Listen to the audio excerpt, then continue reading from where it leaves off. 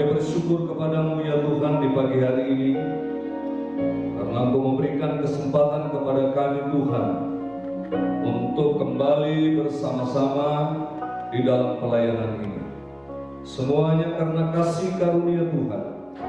Engkau telah memimpin, menjaga dan melindungi kami selama beberapa hari sejak kami bertemu terakhir kali di hari Minggu yang lalu.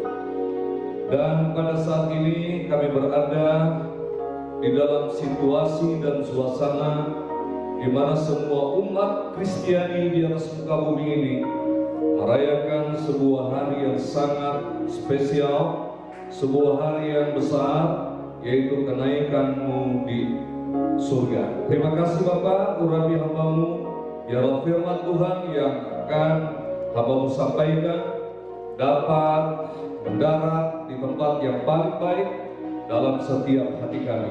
Urapi hamba-Mu, berfirmanlah Engkau, kami siap untuk mendengarnya. Di dalam nama Yesus, Tuhan dan Juru Selamat kami berdoa.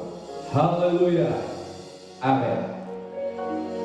Pembacaan firman Tuhan pada pagi hari ini saya ambil dari Kisah Rasul pasal yang ke-1 ayat 1 sampai dengan ayat 11.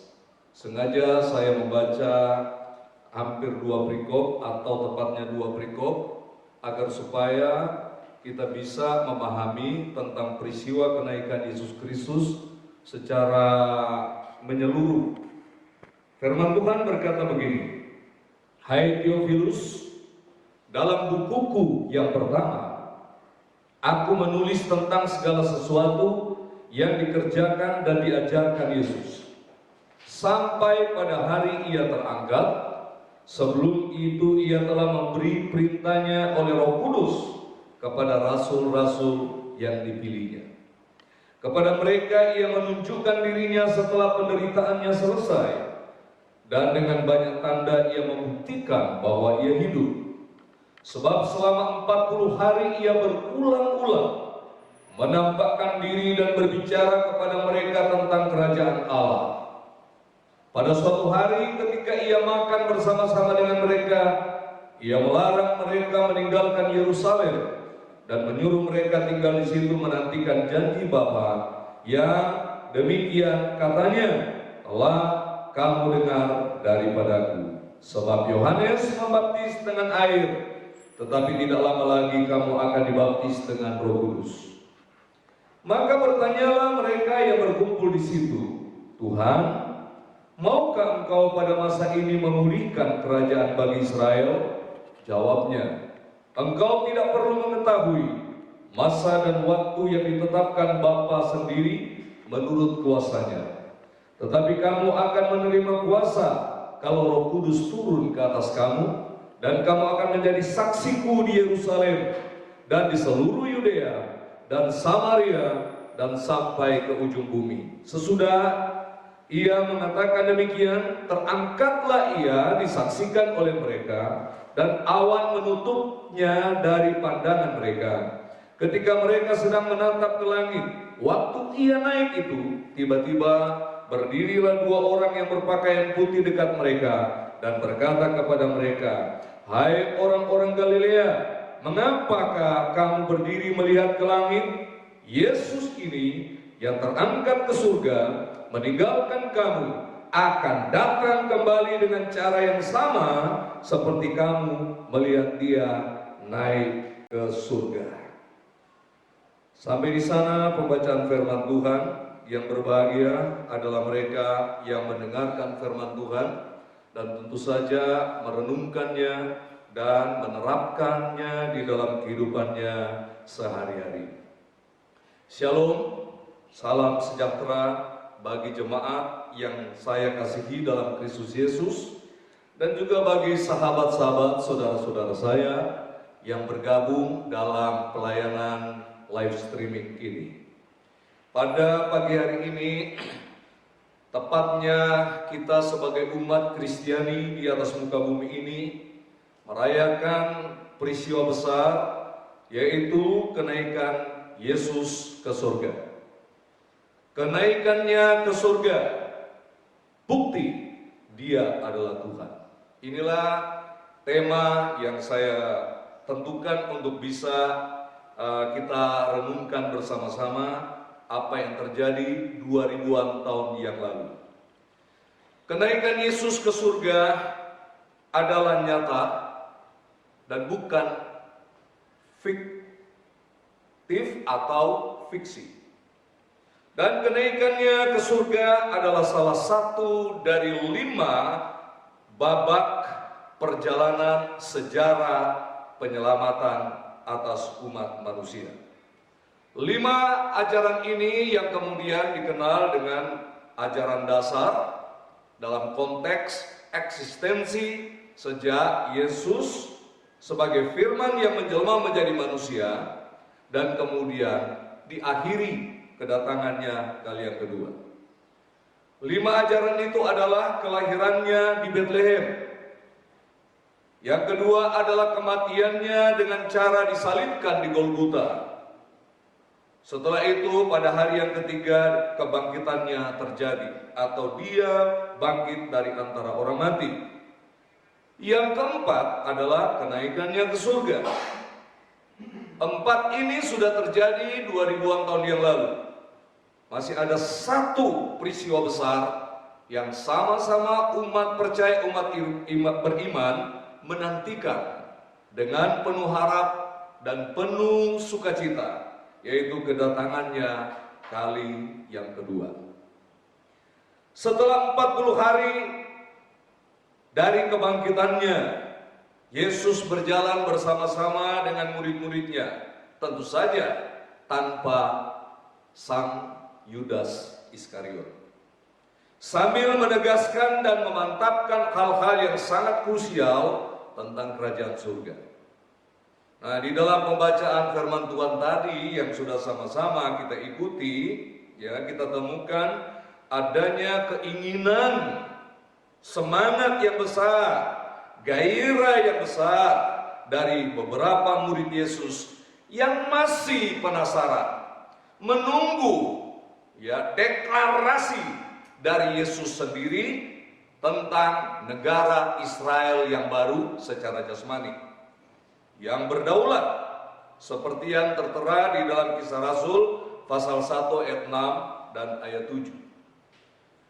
Ketika keinginan mereka disampaikan, Yesus memberikan respon kepada mereka dengan menegaskan bahwa kedatangannya ke dunia bukan untuk mendirikan atau memulihkan negara Israel jasmani, tetapi jauh lebih agung dan mulia dari itu. Dia sedang menanamkan nilai-nilai kerajaan untuk sebuah kerajaan kekal, kerajaan surga, kerajaan Allah, yang tentu saja diawali dengan sebuah pergerakan besar yang dikendalikan oleh Roh Kudus ketika Roh Kudus penuh dengan Roh Kudus di hari Pentakosta. Seperti yang dikatakan di dalam Kisah Rasul pasal 1 ayat yang ke-8. Kamu akan menerima kuasa apabila Roh Kudus turun ke atasmu, dan kamu akan menjadi saksi baik di Yerusalem, Yudea, Samaria sampai ke ujung bumi. Saudaraku yang dikasihi oleh Tuhan, di Bukit Zaitun Yesus memberi pesan yang sangat penting kepada murid-muridnya yang dikenal dengan sebutan amanat agung atau the Great Commission. Seperti yang tertera di dalam Matius pasal yang ke-28 ayat yang ke-19 ayat yang ke-19 dan 20 berkata bahwa karena itu pergilah, jadikanlah semua bangsa muridku, dan baptislah mereka dalam nama Bapa dan Anak dan Roh Kudus, dan ajarlah mereka melakukan segala sesuatu yang telah kuperintahkan kepadamu. Dan ketahuilah, aku menyertai kamu senantiasa sampai kepada akhir zaman. Ayat lain yang sepadan dengan ayat yang baru saja saya bacakan untuk saudara, yaitu di dalam Markus pasal 16 ayat 15 sampai 19 berkata begini. Lalu ia berkata kepada mereka, pergilah ke seluruh dunia, beritakanlah Injil kepada segala makhluk. Siapa yang percaya dan yang dibaptis akan diselamatkan, tetapi siapa yang tidak percaya akan dihukum. Tanda-tanda ini akan menyertai orang-orang yang percaya. Mereka akan mengusir setan-setan demi namaku. Mereka akan berbicara dalam bahasa-bahasa yang baru bagi mereka. Mereka akan memegang ular, dan sekalipun mereka minum racun maut, mereka tidak akan mendapat celaka. Mereka akan meletakkan tangannya atas orang sakit, dan orang itu akan sembuh. Inilah dua bagian firman Tuhan yang sepadan tentang amanat agung atau the Great Commission. Saya ulangi lagi pernyataan awal saya tadi, bahwa kenaikan Yesus Kristus ke Golgota adalah nyata, bukan fiksi, apalagi fiktif. Dia naik dengan tubuh fisiknya secara perlahan dari tanah di mana ia berpijak. Disaksikan murid-muridnya hingga awan menutupi Yesus dari pandangan murid-muridnya. Dan kemudian dua malaikat muncul di sekitar mereka dan menyampaikan bahwa Yesus Kristus akan kembali ke dunia ini, sama seperti yang kalian saksikan dia naik ke surga. Pelajaran apakah yang bisa kita ambil di balik kenaikan Yesus Kristus, saudara? Pertama, kenaikan Yesus ke surga menyatakan dan menegaskan bahwa tugas utamanya di bumi sudah selesai dan saatnya dia pulang. Saya memberikan sebuah ilustrasi tentang dia pulang atau tentang pulang. Beberapa bulan yang lalu atau 1 bulan yang lalu tepatnya, Pak Presiden Jokowi dalam acara Mata Najwa ditanya beda mudik dan pulang kampung. Jawaban Presiden, mudik dan pulang kampung berbeda. Tapi bagi Najwa, dua kata itu sama. Nah, hal ini kemudian menjadi viral, sampai dibahas secara khusus berjam-jam di sebuah program televisi, tepatnya TV One, dalam program ILC. Para pembenci Presiden tentu saja bela Najwa dan menganggap Presiden Jokowi bodoh. Pembela pernyataan Presiden berkata, Presiden benar dengan perkataannya bahwa mudik dan pulang kampung itu berbeda. Saya ingin memberikan sebuah tanggapan terhadap hal ini. Menurut saya, pulang kampung dan mudik itu serupa tapi tidak sama. Mudik, menurut saya, ketika libur panjang kita liburan di kampung halaman di mana kita dilahirkan, dan setelah libur selesai kita balik ke rumah kita di rantau tempat kita bekerja dan bertugas. Itu artinya mudik. Pulang kampung, bagi saya, kita memutuskan meninggalkan rantau dan pulang kampung, kemudian tidak balik lagi ke tempat rantau di mana kita merantau itu. Jadi kesimpulannya, mudik sifatnya sementara waktu, sementara pulang kampung sifatnya permanen. Jadi Presiden gak salah dengan pernyataannya, mudik dan pulang kampung itu berbeda. Silakan saudara-saudara mau mengomentari saya, tapi inilah pendapat saya. Ini negara demokrasi yang membebaskan kita berpendapat beda. Benar para kru yang ada di sini, dan saya melihat bahwa para kru di sini semua setuju dengan saya. Karena semua kru yang ada di sini sangat menghormati pemimpin negara yang diberikan mandat oleh Tuhan memimpin negara ini.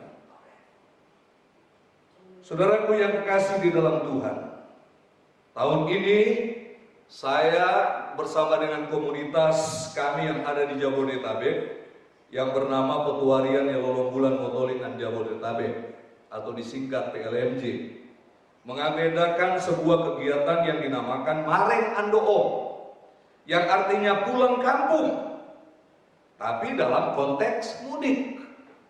Artinya balik lagi ke Jabodetabek setelah selesai Mareng Andoo.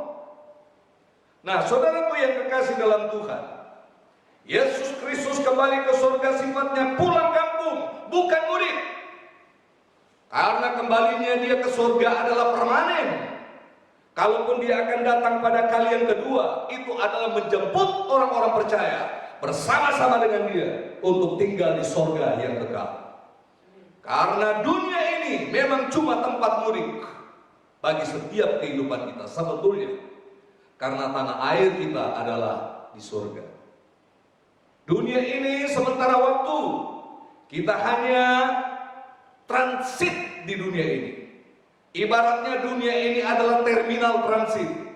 Tujuan utama kita adalah kembali ke tempat asal kita.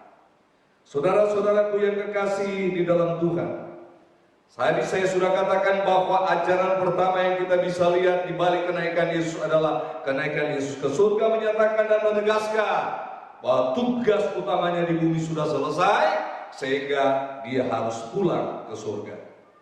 Yang kedua adalah kenaikannya ke surga, menyatakan dan menegaskan bahwa dia kembali kepada kemuliaannya. Ingat, ketika dia datang ke dunia 2000-an tahun yang lalu, dia meninggalkan kemuliaannya. Anda boleh baca di dalam surat Rasul Paulus kepada jemaat yang ada di Filipi. Dia meninggalkan kemuliaannya. Dia meninggalkan semua yang dia miliki sebagai Tuhan. Sebagai anak Allah, dia datang ke dunia menjadi manusia, mengambil rupa seorang hamba. Merendahkan diri dan taat. Taatnya itu bukan taat sebagian. Makanya saya mau beritahukan bahwa kedatangan Yesus di dunia ini, ketaatan yang dia demonstrasikan, itu bukan ketaatan sebagian. Ketaatan total digambarkan dari dia sampai mati di atas kayu salib. Dan kematiannya di atas bukit Golgota bukan keterpaksaan, tetapi kerelaan demi semua kita yang ada di dunia ini. Jadi saudaraku yang kekasih, yang kedua adalah dia naik ke surga untuk dia kembali kepada kemuliaannya. Pelajaran yang ketiga di balik kenaikannya ke surga adalah menyatakan dan menegaskan bahwa inilah waktunya untuk mempersiapkan tempat di surga bagi setiap orang yang percaya dan menerima Dia sebagai Tuhan dan Juru Selamat. Bukankah Yesus pernah berkata kepada murid-muridnya supaya mereka tidak bersedih, tidak berduka cita, tidak bersusah hati kalau Dia pergi ke surga meninggalkan mereka, sebab Dia pergi ke surga untuk menyediakan tempat bagi anak-anak Tuhan, bagi orang-orang percaya. Jadi Tuhan berkata kepada murid-muridnya supaya hati mereka tidak boleh gelisah.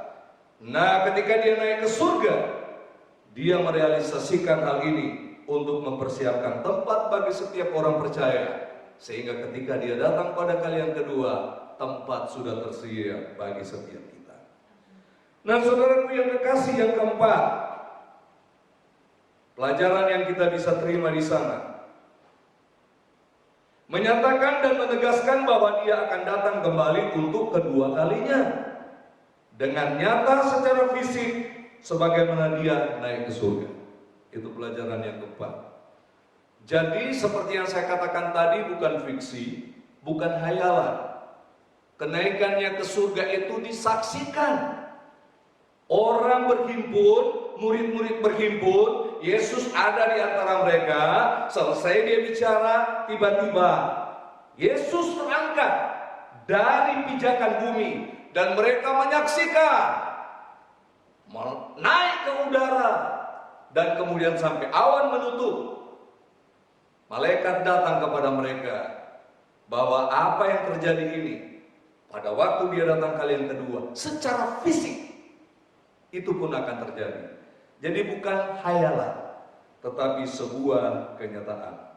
Dan yang kelima, pelajaran di balik kenaikan Yesus Kristus ke surga, menyatakan dan menegaskan bahwa tidak lama lagi Roh Kudus sebagai penolong, penghibur akan diutus ke dunia untuk menyertai orang percaya.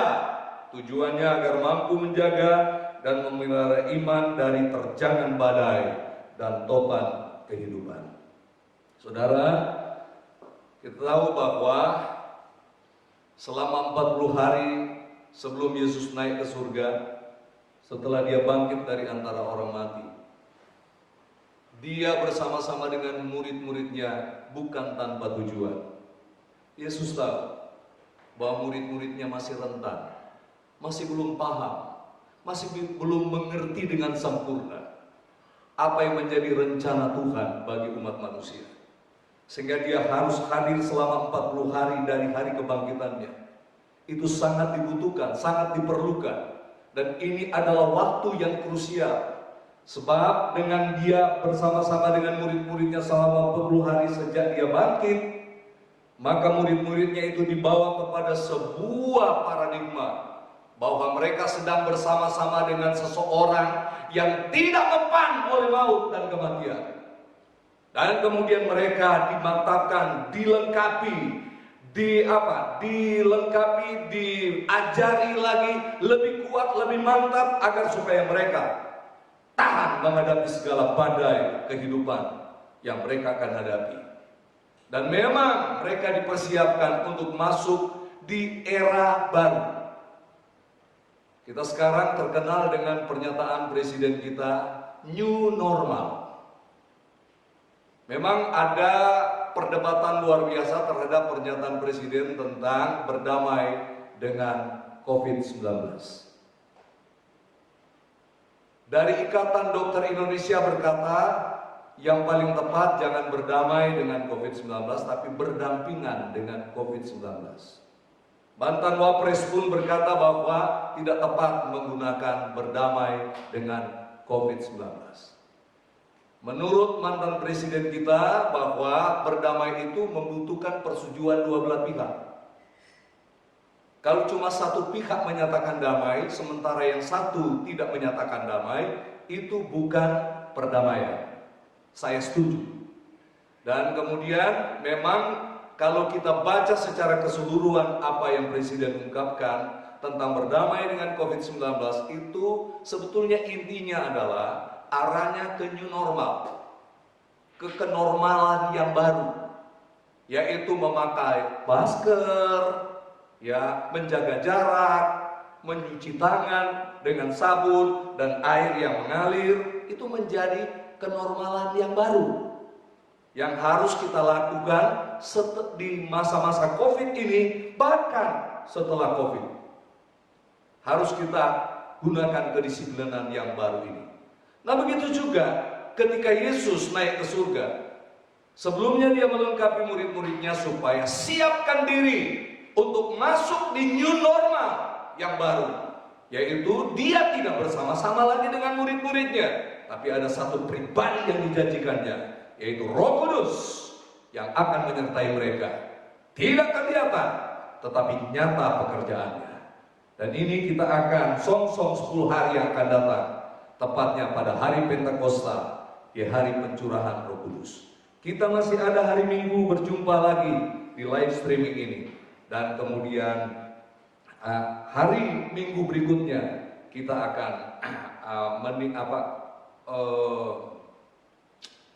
merayakan hari Pentakosta, yaitu hari pencurahan Roh Kudus.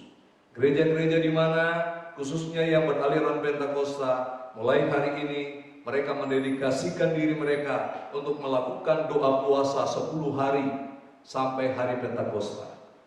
Memang ada yang mengatakan bahwa kegiatan kami ini adalah supaya kami lebih merenungkan, memantapkan betapa kasih karunia Tuhan sehingga Dia memberikan Roh Kudus kepada kita, supaya kita tidak salah arah, supaya kita terpimpin, supaya kita tidak kehilangan fokus, supaya kita tidak salah fokus, supaya kita tidak menyimpang dari apa yang Tuhan sedang rencanakan. Roh Kudus menjadi pemimpin penuntun di era baru perjalanan dan pelayanan murid. Karena Yesus naik ke surga, Roh Kudus diturunkan ke muka bumi ini, turun ke muka bumi ini, menyertai orang-orang percaya, supaya mampu mempertahankan keselamatan yang sudah dikerjakan oleh Yesus lewat penebusannya di Bukit Golgota. Saudara-saudaraku yang kekasih di dalam Tuhan, saya berharap dengan semangat ini menandakan bahwa kita masih ada. Kita masih berada di situasi yang katakanlah belum pasti. Kurva COVID ini masih meningkat, tetapi saya berharap seperti yang sedang didengungkan 4 Juni ya, PSBB ini akan diturunkan. Dengan kata lain, mal sudah dibuka, kegiatan-kegiatan sosial sudah dibuka, dan saya berharap ibadah komunal juga pun sudah boleh dilaksanakan, tetapi di dalam protokol kesehatan. Kalaupun kita beribadah nanti, kita akan atur jaraknya seperti yang sudah ditentukan. Walaupun PSBB dicabut, kita tetap lakukan pembatasan sosial agar supaya jaga jarak, physical distancing itu memang sangat butuh. Ya memang inilah normal baru yang harus kita hadapi. Sebab kalau kita berbicara muka dengan muka, tiba-tiba saya batuk yang begitu luar biasa mengenai Anda, kan tidak nyaman. Lebih baik jaga jarak, dan kalaupun tidak jauh jaraknya, masker ada di kita untuk menghalangi supaya orang lain tidak tertular penyakit. Hanya karena bukan hanya COVID-19, ada virus-virus lain, kuman dan bakteri lain yang bisa melayang dari hasil ucapan dan bicara kita. Sekali lagi, mari saya memberitahukan kepada saudara-saudara, kami sudah sangat rindu untuk berjumpa. Kalaupun saya mengunjungi beberapa jemaat dengan jaga jarak, saya cuma mau beritahukan, bukan saya takut berlebih-lebihan, saya sangat patuh dengan anjuran pemerintah, supaya kita bisa menjaga diri kita masing-masing. Nah, saudara-saudaraku yang kekasih dalam Tuhan, mari kita berdoa bersama-sama agar supaya masalah ini cepat berlalu. Saya selalu berkata, badai pasti berlalu. Nah, firman Tuhan saya cukupkan sampai di sini. Saya berharap agar supaya kita semakin giat dalam beribadah meskipun masih secara online. Saya mengajak kita tundukkan kepala, kita berdoa. Bapa di surga, terima kasih untuk berkat kasih karunia-Mu.